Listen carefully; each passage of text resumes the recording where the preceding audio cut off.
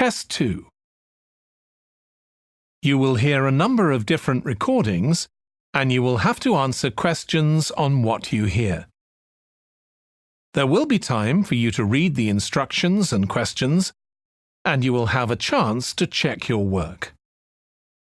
All the recordings will be played once only. The test is in 4 sections. At the end of the test, you will be given 10 minutes to transfer your answers to an answer sheet. Now turn to Section 1.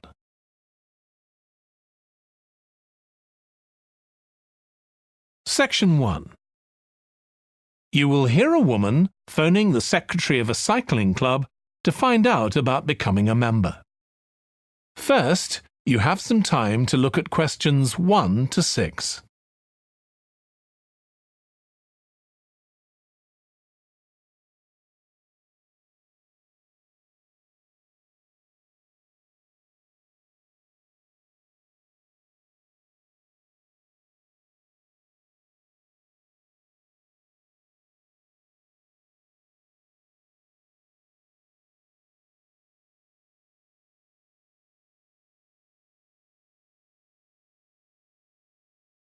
You will see that there is an example that has been done for you. On this occasion only, the conversation relating to this will be played first. Hello, South City Cycling Club.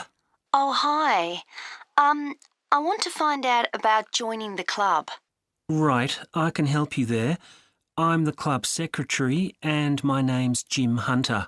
Oh, hi, Jim. The club secretary's name is Jim Hunter, so Hunter has been written in the space. Now we shall begin. You should answer the questions as you listen because you will not hear the recording a second time. Listen carefully and answer questions 1 to 6. Hello, South City Cycling Club. Oh, hi. I want to find out about joining the club. Right, I can help you there. I'm the club secretary and my name's Jim Hunter. Oh, hi, Jim. So, are you interested in membership for yourself? That's right. Okay, well, there are basically 2 types of adult membership. If you're pretty serious about cycling, there's the full membership. That costs $260, and that covers you not just for ordinary cycling, but also for races both here in the city and also in other parts of Australia. Right. Well, I'm not really up to that standard. I was more interested in just joining a group to do some cycling in my free time. Sure, that's why most people join. So in that case, you'd be better with the recreational membership. That's $108 if you're over 19 and $95 if you're under. I'm 25. Okay, it's paid quarterly and you can upgrade it later to the full membership if you want to, of course. Now, both types of membership include the club fee of $20. They also provide insurance in case you have an accident, though we hope you won't need that, of course. No. Okay, well, I'll go with the recreational membership, I think, and that allows me to join in the club activities and so on. That's right. And once you're a member of the club, you're also permitted to wear our kit when you're out cycling. It's green and white. Yes, I've seen cyclists wearing it. So can I buy that at the club? No, it's made to order by a company in Brisbane. You can find them online. They're called Jerry's. That's Jerriz. You can use your membership number to put in an order on their website. Okay. Now, can you tell me a bit about the rides I can do? Sure. So we have training rides pretty well every morning, and they're a really good way of improving your cycling skills as well as your general level of fitness. But they're different levels. Level A is pretty fast. you're looking at about 30 or 35 kilometres an hour. If you can do about 25 kilometres an hour, you'd probably be level B. And then level C are the novices who stay at about 15 kilometres per hour. Right. Well, I reckon I'd be level B. So when are the sessions for that level? There are a couple each week. They're both early morning sessions. There's one on Tuesdays, and for that one you meet at 5:30 a.m, and the meeting point's the stadium. Do you know where that is? Yes, it's quite near my home, in fact. OK, and how about the other one? That's on Thursdays. It starts at the same time, but they meet at the main gate to the park. Is that the one just past the shopping mall? That's it. Before you hear the rest of the conversation, you have some time to look at questions 7 to 10.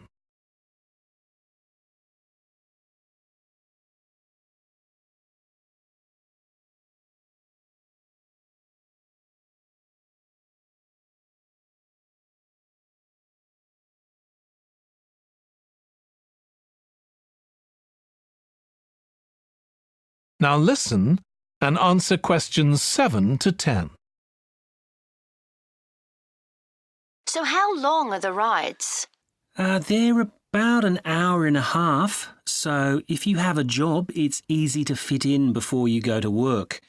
And the members often go somewhere for coffee afterwards, so it's quite a social event. OK, that sounds good. I've only just moved to the city, so I don't actually know many people yet. Well, it's a great way to meet people. And does each ride have a leader? Sometimes, but not always. But you don't really need one. The group members on the ride support one another anyway. How would we know where to go? If you check the club website, you'll see that the route for each ride is clearly marked. So you can just print that out and take it along with you. It's similar from one week to another, but it's not always exactly the same. And what do I need to bring? Well, bring a bottle of water and your phone. You shouldn't use it while you're cycling, but have it with you. Right. And in winter, it's well before sunrise when we set out, so you need to make sure your bike's got lights. That's OK. Well, thanks, Jim. I'd definitely like to join. So what's the best way of going about it? That is the end of section 1. You now have half a minute to check your answers.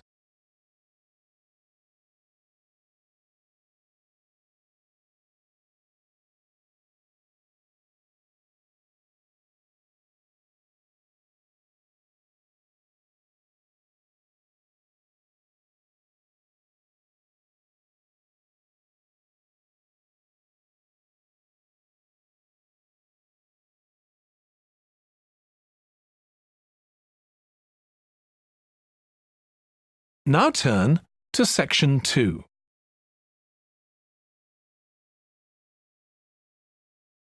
Section 2. You will hear a manager in a company talking to employees about volunteering for charity work. First, you have some time to look at questions 11 to 16.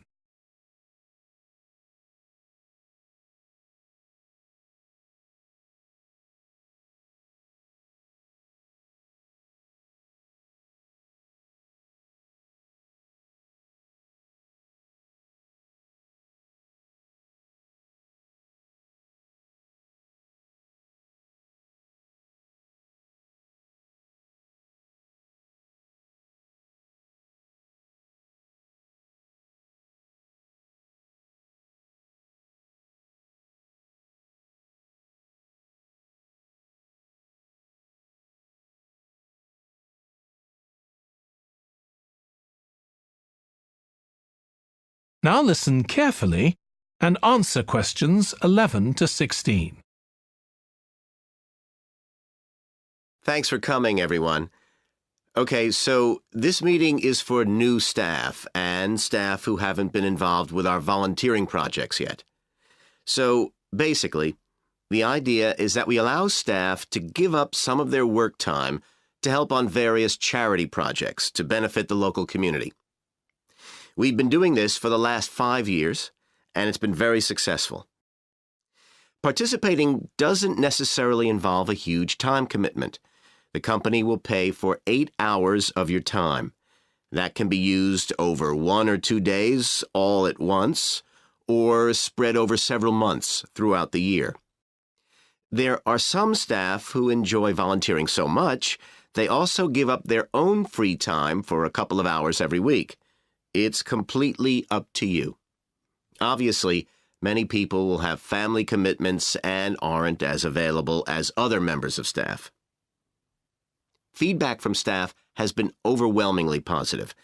Because they felt they were doing something really useful, nearly everyone agreed that volunteering made them feel more motivated at work. They also liked building relationships with the people in the local community and felt valued by them. 1 or 2 people also said it was a good thing to have on their CVs. One particularly successful project last year was the Get Working project. This was aimed at helping unemployed people in the area get back to work. Our staff were able to help them improve their telephone skills, such as writing down messages and speaking with confidence to potential customers, which they had found quite difficult. This is something many employers look for in job applicants, and something we all do without even thinking about every day at work. We've got an exciting new project starting this year.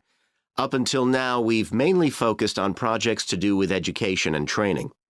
And we'll continue with our reading project in schools and our work with local charities. But we've also agreed to help out on a conservation project in Redfern Park. So if any of you fancy being outside and getting your hands dirty, this is the project for you. I also wanted to mention the annual Digital Inclusion Day, which is coming up next month. The aim of this is to help older people keep up with technology. And this year, instead of hosting the event in our own training facility, we're using the ICT suite at Hill College, as it can hold far more people. We've invited over 60 people from the Silver Age Community Center to take part, so we'll need a lot of volunteers to help with this event. If you're interested in taking part, please go to the volunteering section of our website and complete the relevant form. We won't be providing any training for this, but you'll be paired with an experienced volunteer if you've never done it before. By the way, don't forget to tell your manager about any volunteering activities you decide to do. Before you hear the rest of the talk, you have some time to look at questions 17 to 20.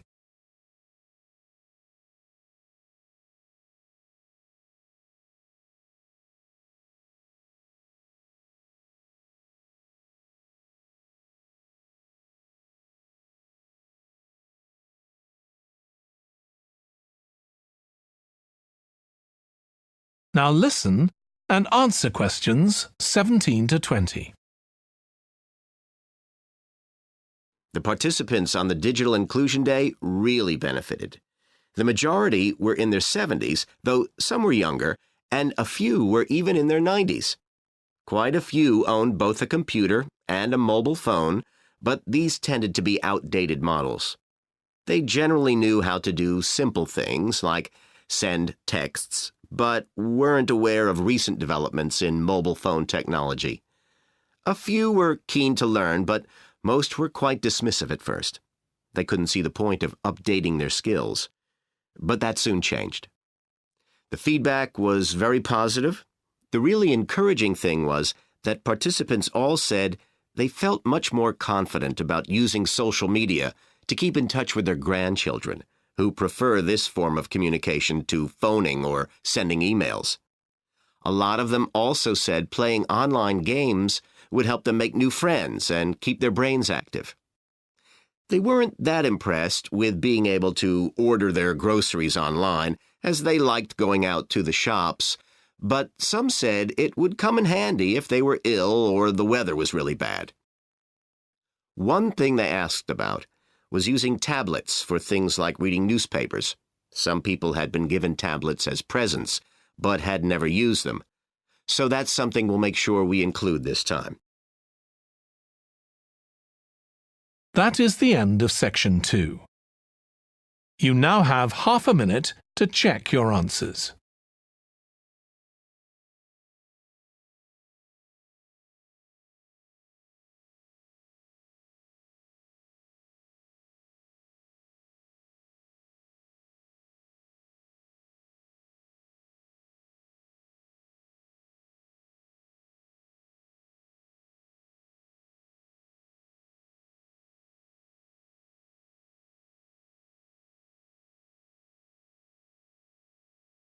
Now turn to Section 3.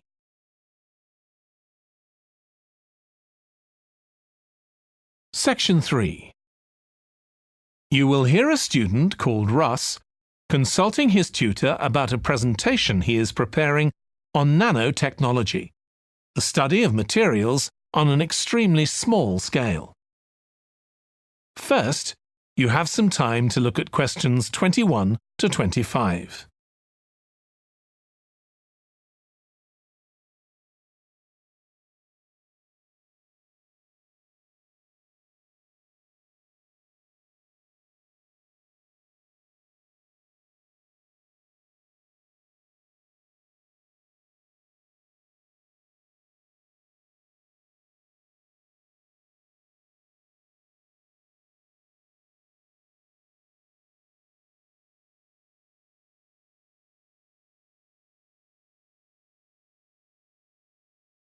Now listen carefully and answer questions 21 to 25. Come in, Russ. Thank you. Now, you wanted to consult me about your class presentation on nanotechnology. You were due to give it next week, aren't you? That's right, and I'm really struggling. I chose the topic because I didn't know much about it and wanted to learn more, but now I've read so much about it, in a way there's too much to say. I could talk for much longer than the 20 minutes I've been allocated. Should I assume the other students don't know much and give them a kind of general introduction? Or should I try and make them share my fascination with a particular aspect? You could do either, but you'll need to have it clear in your own mind. Then I think I'll give an overview. OK. Now, one way of approaching this is to work through developments in chronological order. Uh-huh. On the other hand, you could talk about the numerous ways that nanotechnology is being applied. You mean things like thin films on camera displays to make them water repellent and additives to make motorcycle helmets stronger and lighter? Exactly. Or another way would be to focus on its impact in one particular area, say medicine or space exploration. That would make it easier to focus. Perhaps I should do that. I think that would be a good idea. Right. How important is it to include slides in the presentation? They aren't essential by any means, and there's a danger of tailoring what you say to fit whatever slides you can find. While it can be good to include slides, you could end up spending too long looking for suitable ones. You might find it better to leave them out. I see. Another thing I was wondering about was how to start. I know presentations often begin with, first I'm going to talk about this, and then I'll talk about that. But I thought about asking the audience what they know about nanotechnology. That would be fine if you had an hour or two for the presentation, but you might find that you can't do anything with the answers you get, and it simply eats into the short time that's available. So maybe I should mention a particular way that nanotechnology is used to focus people's attention. That sounds sensible. What do you think I should do next? I really have to plan the presentation today and tomorrow. Well, initially, I think you should ignore all the notes you've made, take a small piece of paper and write a single short sentence that ties together the whole presentation. It can be something as simple as, nanotechnology is already improving our lives. Then start planning the content around that. You can always modify that sentence later if you need to. OK. Before you hear the rest of the discussion, you have some time to look at questions 26 to 30.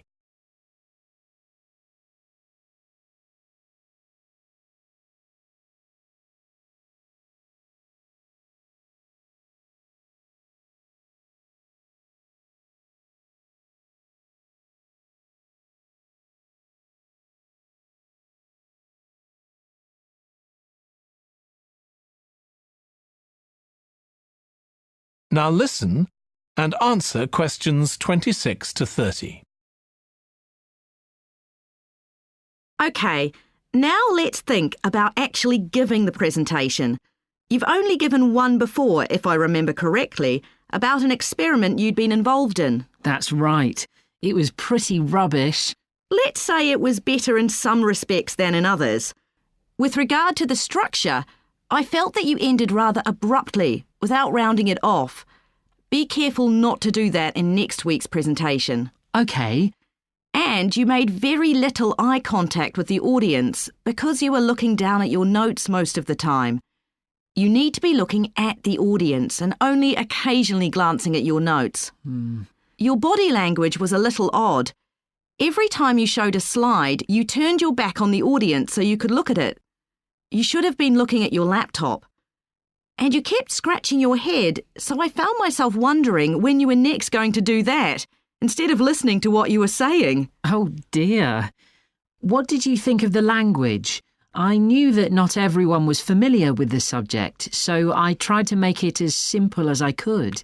Yes, that came across.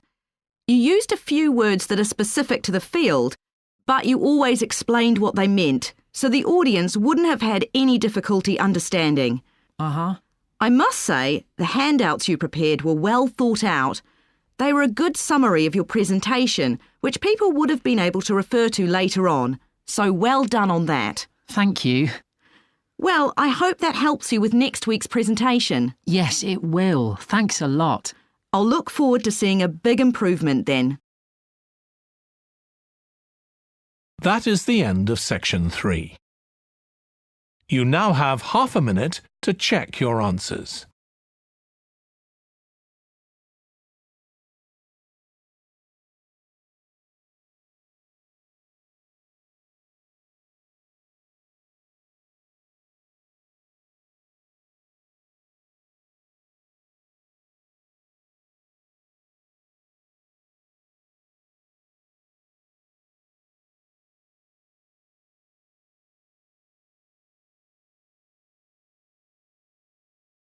Now turn to section 4.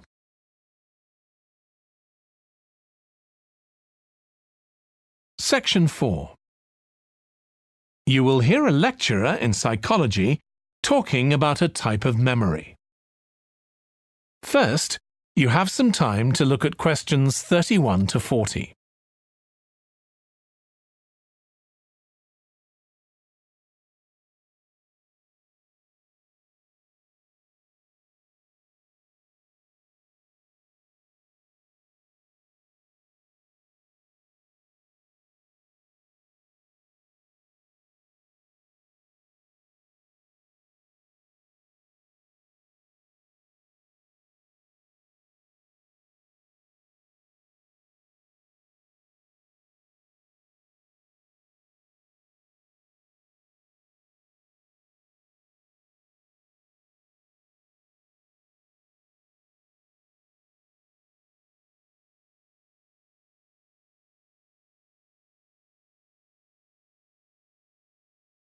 Now listen carefully and answer questions 31 to 40. Today, we'll be continuing the series of lectures on memory by focusing on what is called episodic memory and what can happen if this is not working properly. Episodic memory refers to the memory of an event or episode. Episodic memories allow us to mentally travel back in time to an event from the past. Episodic memories include various details about these events. For example, when an event happened and other information such as the location. To help understand this concept, try to remember the last time you ate dinner at a restaurant. The ability to remember where you ate, who you were with, and the items you ordered are all features of an episodic memory. Episodic memory is distinct from another type of memory called semantic memory. This is the type of factual memory that we have in common with everyone else. That is your general knowledge of the world. To build upon a previous example, remembering where you parked your car is an example of episodic memory. But your understanding of what a car is and how an engine works are examples of semantic memory. Unlike episodic memory, semantic memory isn't dependent on recalling personal experiences. Episodic memory can be thought of as a process with several different steps of memory processing, encoding, consolidation, and retrieval. The initial step is called encoding. This involves the process of receiving and registering information which is necessary for creating memories of information or events that you experience. The degree to which you can successfully encode information depends on the level of attention you give to an event while it's actually happening. Being distracted can make effective encoding very difficult. Encoding of episodic memories is also influenced by how you process the event. For example, if you were introduced to someone called Charlie, you might make the connection that your uncle has the same name. Future recollection of Charlie's name is much easier if you have a strategy to help you encode it.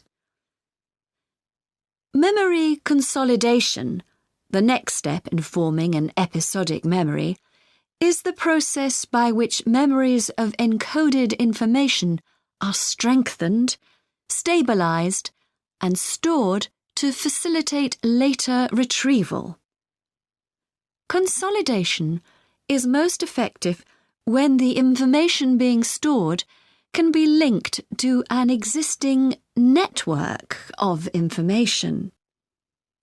Consolidation makes it possible for you to store memories for later retrieval indefinitely.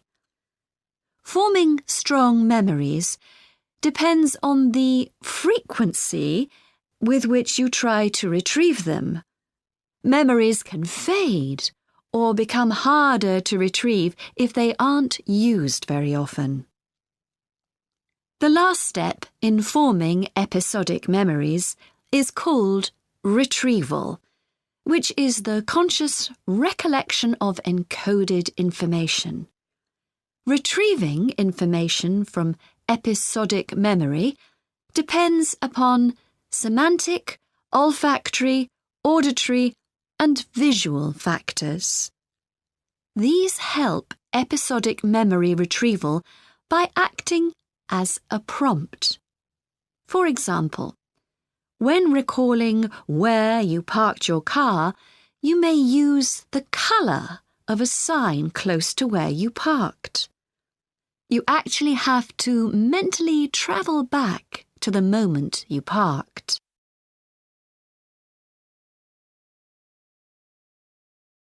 There are a wide range of neurological diseases and conditions that can affect episodic memory.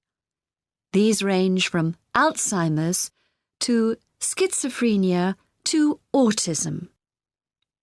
An impairment of episodic memory can have a profound effect on individuals' lives. For example, the symptoms of schizophrenia can be reasonably well controlled by medication. However, patients' episodic memory may still be impaired, and so they are often unable to return to university or work. Recent studies have shown that computer-assisted games designed to keep the brain active can help improve their episodic memory. Episodic memories can help people connect with others, for instance by sharing intimate details about their past, something individuals with autism often have problems with. This may be caused by an absence of a sense of self. This is essential for the storage of episodic memory and has been found to be impaired in children with autism. Research has shown that treatments that improve memory may also have a positive impact on children's social development. One study looked at That is the end of section 4. You now have half a minute to check your answers.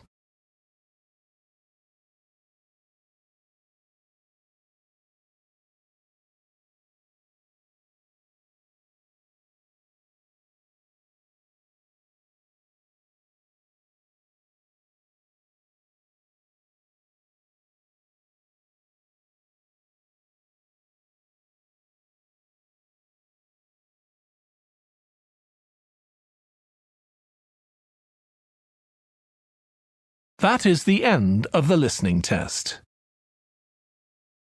In the IELTS test, you would now have 10 minutes to transfer your answers to the answer sheet.